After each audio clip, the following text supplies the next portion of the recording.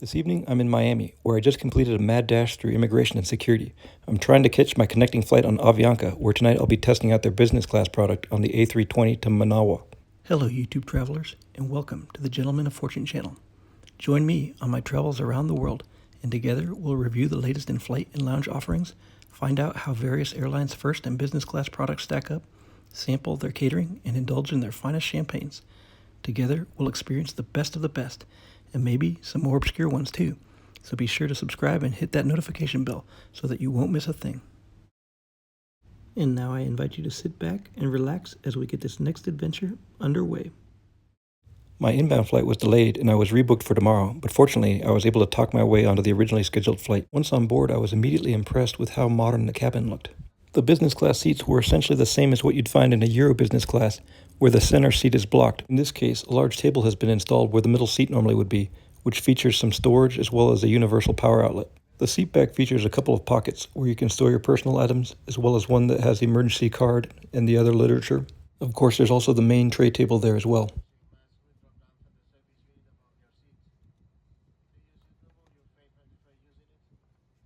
This card is their onboard menu with the things that are available for sale on today's flight.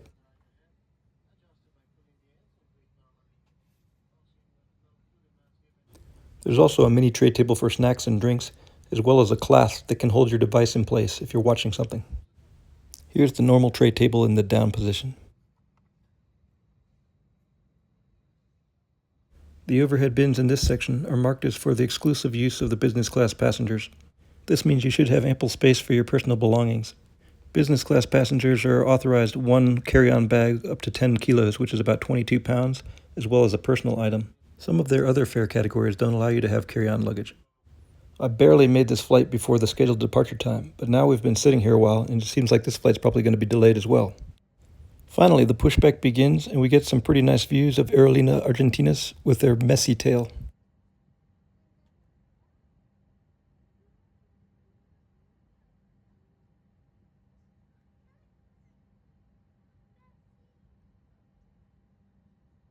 And over there, behind the Aerolíneas Argentinas A330, is the culprit for why I'm so tardy today.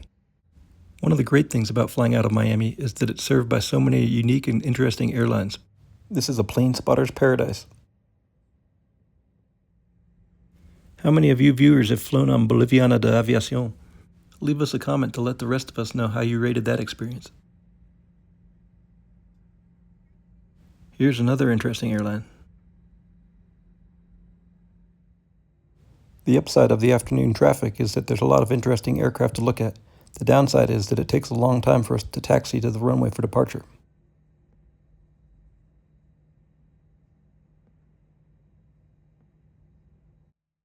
Eventually, we made it over to the north side of the airport and we're ready for takeoff.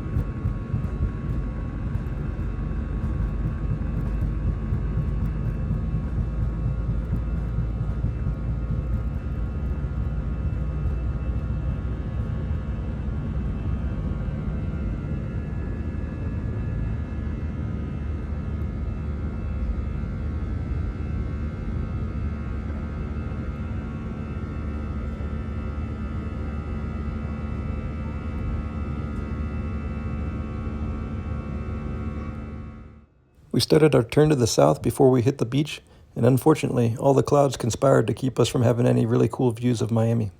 The pilots turned off the seatbelt sign as we reached our cruising altitude, but strangely, there was no movement at all from the flight attendants for at least the first 45 minutes. It took so long that I was beginning to wonder if there was any service at all on this flight. Oftentimes, on European regional business class, there's a la carte dining available in economy, but business class passengers enjoy complimentary food. I was curious to see if that would be the case today. Unfortunately, I was told that there was nothing complimentary today, not even water.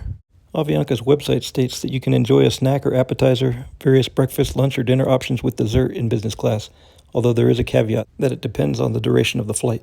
I guess this is how they make their real money. They did have a lot of options though, including blankets.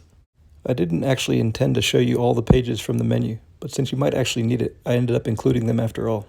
What has been your experience? If you flew business class on Avianca, did they serve food? There was really no other service to report on for the rest of the flight. So with that, I'll take you to the lavatory and show you what that's like. There's nothing especially exciting to report about in the lavatory either, although it is clean with the exception of some staining in the sink area. There did seem to be a fairly continuous stream of people coming up from economy to use the forward lavatory. That was a little bit of a drawback because it meant that you might have to wait a little bit longer.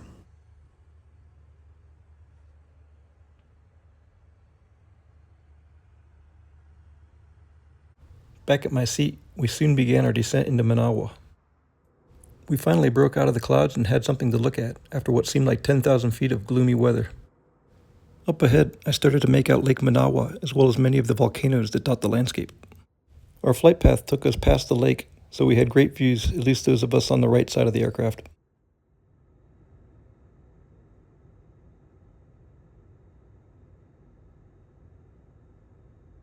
Eventually, we continued our descent with a slow arcing turn out of the north before eventually lining up facing the east for landing. This afforded good views of the city. With the sun beginning to set behind us, the city was coming alive and turning on the lights. Many of the more prominent streets are decorated with lights that are shaped like trees in all different colors. These lighted trees are all over the city, and there's even some out by the airport. Well, folks, I'm disappointed that they didn't have a meal service in business on this flight because I would have liked to have shared that with you. Maybe in the future, I'll take one of their longer flights and I'll have that opportunity. We arrived safely in Managua, and the disembarkation and immigration process was easy, and before long I was out on the street. Although I enjoyed the extra space and there was hardly anybody up in business class with me, I'm not really sure that it would be worth any extra cost. At least on this routing, I didn't really find much value in it. I hope at least that you enjoyed some perspective into what the flight was like, and maybe you found some value in this video. If you haven't already, I'd really appreciate it if you could like and subscribe. Those things motivate me to keep doing the videos. Also, feel free to leave a comment on video reviews you'd like to see in the future.